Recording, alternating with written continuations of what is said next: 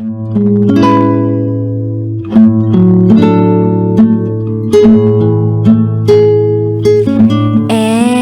now, it's time for DJ Rocky's Secret Files.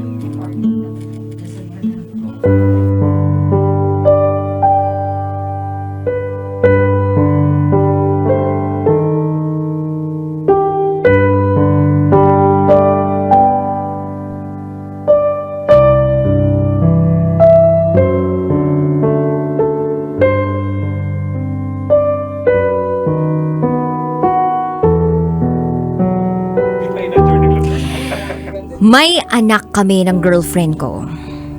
Pero di ko kamukha. Nasalisihan yata ako.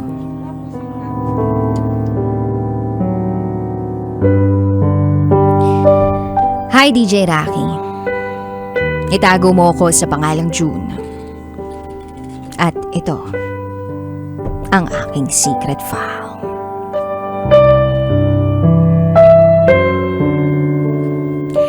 High school ako nang makilala ko ang babaeng magpapatibok ng puso ko. Itago natin siya sa pangalang Karen. Nakilala ko siya dahil sa mga kaibigan kong babae na kababayan niya. Niligawan ko siya. At bago siya pumayag na manligaw ako sa kanya, ay may inamin siya sa akin. 3 months pa lang daw silang nag-break ng kanyang naging boyfriend. At sa loob ng 3 taon na magkarelasyon sila, ay marami nang nangyari sa kanila. Napaisip ako at nakaramdam ng awa sa kanya dahil sa ginawa ng boyfriend niya. Sa tagal nilang pagsasama, yun lang pala ang gagawin sa kanya. Ang iwanan siya. Namangha ako sa pagsasabi ng totoo ni Karen sa akin. Kaya naman tinanggap ko siya ng buong buo. At ipinangako ko sa sarili ko na ako ang gagamot sa kanyang pusong luhaan hanggang sa makalimot siya sa kanyang nakaraan. At binigyan niya na nga ako ng tsansa na maligawan siya. Hindi nagtagal ay naging kami na ni Karen. Girlfriend ko na siya. Fast forward, DJ Rocky. 3 taon ang mabilis na lumipas. Marami kaming napagdaanan sa relasyon namin. Away bati. Merong hiwalayan, pero nagkakabalikan. Hindi nawawala sa isip ko na mahal ako ni Karen. Pero siguro, panakipbutas niya ako. Dahil sa lalaking lumoko sa kanya. Yung first love niya na iniwan siya. Kaya nga, kahit minsan naipaparamdam sa akin ni Karen na hindi niya ako katulad na minamahal. Just like nung kanyang first, tinitiis ko yun. Masakit. Pero handa kong gawin ang lahat para maging maayos ang relasyon namin. Fast forward. Fiesta sa bayan, sa probinsya namin. Tumugtog kami doon kasama ng mga kabanda ko. After 2 days, umuwi kami. Dumiretso sa boarding house ni Karen. Pero wala doon si Karen. Hindi ko siya makontak. At ni isa sa mga boardmates niya hindi alam kung nasaan siya. Umalis ako. Pumunta sa may bandang palengke para bumili ng isda.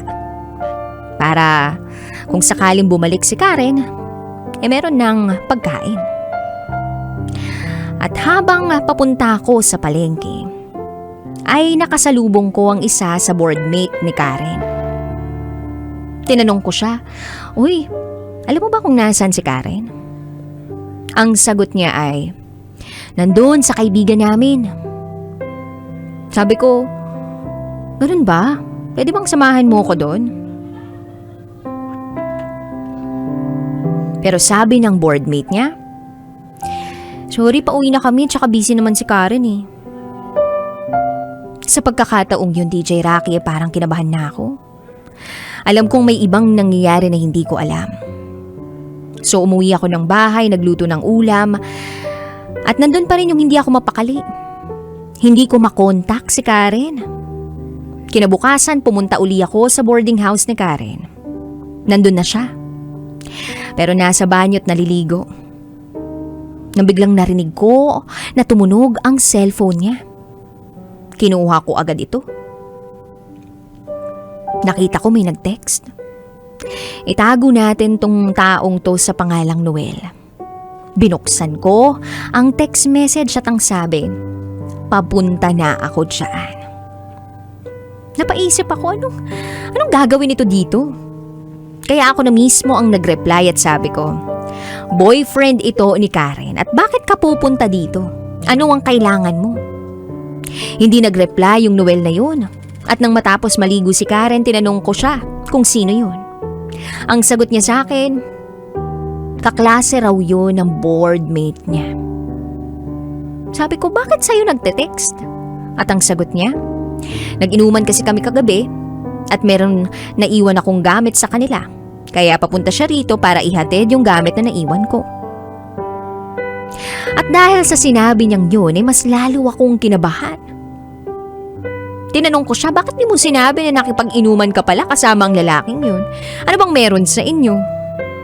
Sagot niya, "Kaibigan yun ng boardmate ko. Nakainuman ko lang." Marami pa sana akong gustong itanong, pero mas pinili ko na lang manahimik. Baka umabot na naman sa pagtatalo ang pag-uusap namin. Then fast forward, after 3 or 4 months, nabuntis ko si Karen. Pakiramdam ko that time, magbabago ang pakikitungo sa akin ni Karen. Masaya rin ako. At alam kong masaya rin siya. Dahil magiging pamilya na kami. Dinala ko siya sa bahay namin at tinanggap naman siya ng mga magulang ko ng buong buo. Pero simula nung mga siya, naging mainitin na ang ulo niya. Nag-iba pa ang pagtrato sa akin ni Karen. Hindi na siya yung dating Karen na kilala ko. Lahat ng oras at pagmamahal ibinuhos niya sa anak namin.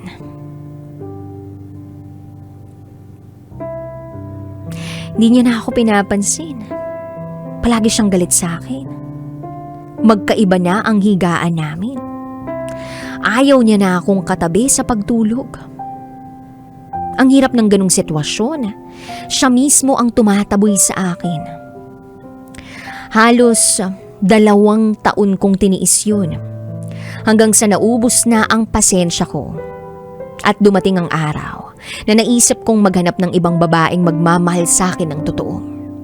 Alam kong maling-mali, pero wala akong choice kundi ipadama sa kanya ang lahat ng sakit na ginawa niya sa akin. So may nakilala akong babae sa Facebook. Nahulog ang loob ko sa kanya. Nakipag-meet ako. At hindi nagtagal ay naging kami. At isang gabi nag-inuman kami ng mga kaibigan ko sa bahay. Pinakita ko ang picture ng bago kong girlfriend sa mga kaibigan ko. Isa sa mga kainuman ko ay ang first cousin ko na lalaki. Dahil sa pagiging marites niya, hindi ko ipinakita sa kanya ang picture. Kinabukasan, linggo ng umaga, pagkagising ko, nakita ko si Karen na nakaupo sa gilid. Galit na nakatitig sa akin at umiiyak.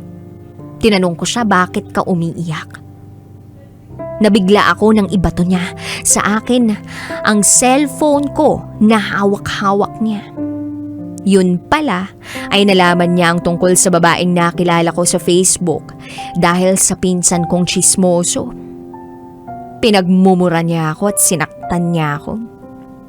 Napaiyak na lang ako dahil sa ginawa ni Karen na pambubugbog sa akin. At sa halip na gumante, nagsorry na lang ako sa kanya at sinabi kong, "Di ba ikaw na mismo ang nagsabi sa akin na hindi mo na ako mahal at wala ka ng paki sa akin? Kaya eto ako, nagawa kong maganap ng ibang babae na magmamahal sa akin ng totoo."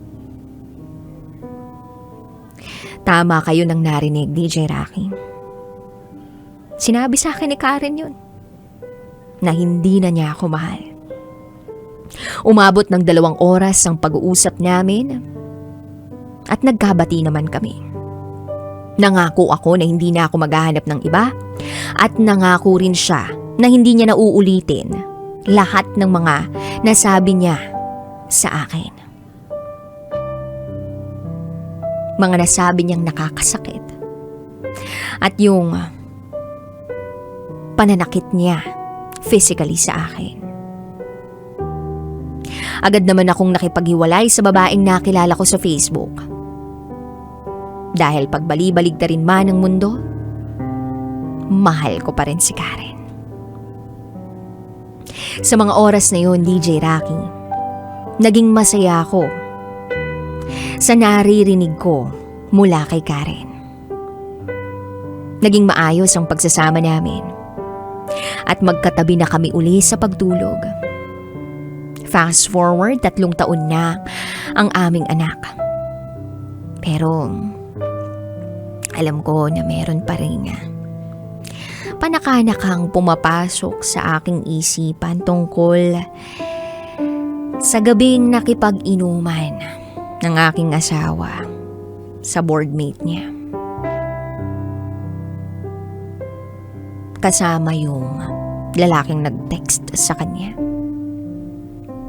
Minsan nga'y napapanaginipan ko pa at bigla akong nagigising ng 10 oras ng gabi. Pakiramdam ko, nasalisehan ako. May girlfriend ako, may anak kami ng girlfriend ko, pero hindi ko kamukha yung bata.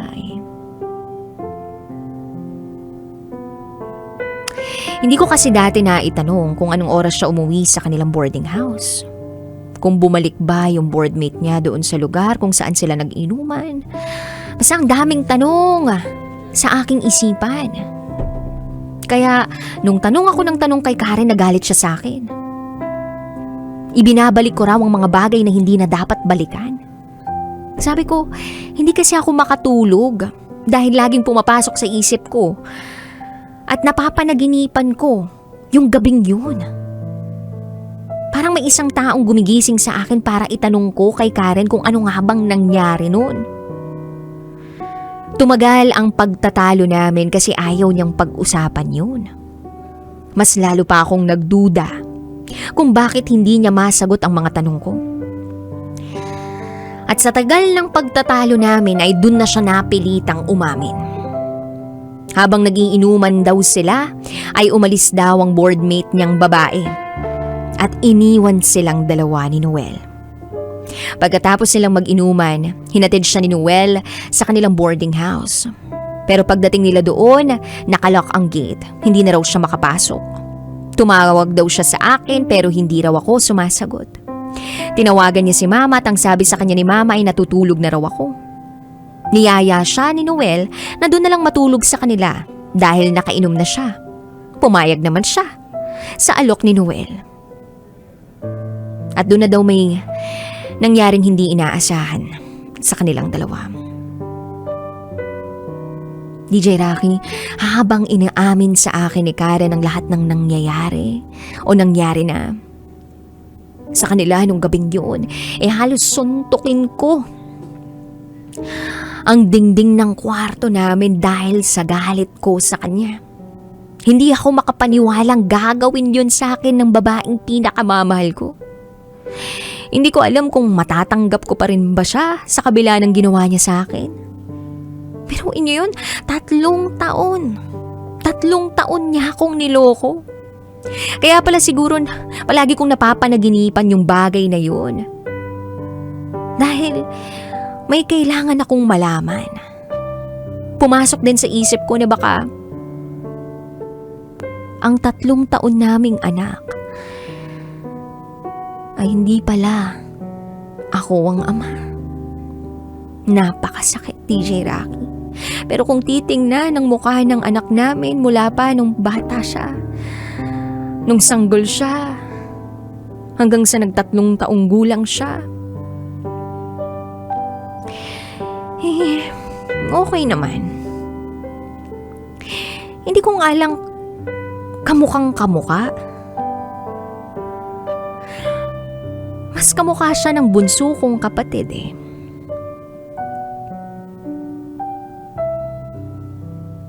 Hindi ko matanggap. Nagsorry siya sa akin ng nagsorry. Pero hindi sapat yun dahil sa tindi ng ginawa niya sa akin. Halos binuhos ko ang aking oras sa kanya. Lahat ginawa ko para hindi siya makuha ng iba. Pero bakit nangyari yun? Bakit niya hinayaan? Nawala lang ako ng 2 araw. Pagbalik ko may nangyari na palang kakaiba. Hindi ko maintindihan ang sarili ko. Pero kahit ganun, tinanggap ko pa rin si Karen. Sa kabila ng ginawa niya sa akin. Mahal ko yung anak namin Gusto ko siyang alagaan. Gusto ko siyang mabigyan ng magandang buhay. At magagawa ko yun. Basta't hindi kami magkahiwalay ni Karen. Yes, DJ Rocky.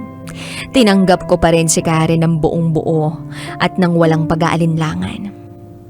Nangako kami sa isa't isa na kami ay magtutulungan. At hindi na uli gagawa ng mga bagay na makakasira sa pamilya namin. Year 2019 nang magpasya kami ni Karen na magpakasal sa simbahan. Kalimutan ang nakaraan. Bumuo ng masayang pamilya kasama ang 2 naming anak. Ngayon masaya na kaming namumuhay. Kahit minsan may mga problemang dumarating sa pamilya namin. Pero ang importante na pag-uusapan ng mga bagay na nagiging sanhi ng pag-aaway namin para hindi na lumaki at humantong sa paghihiwalayan.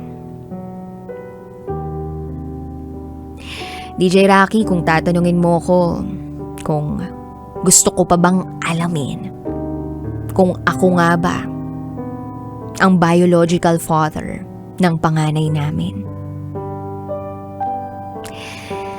Well, hindi na lang.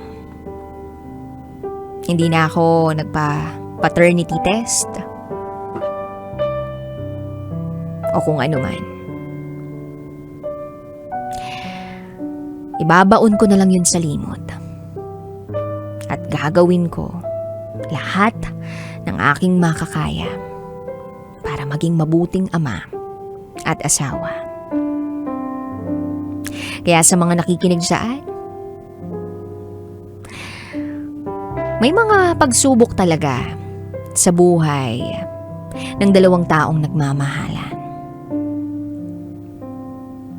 Nasa sa inyo yan kung bibitaw kayo o mananatili kayo.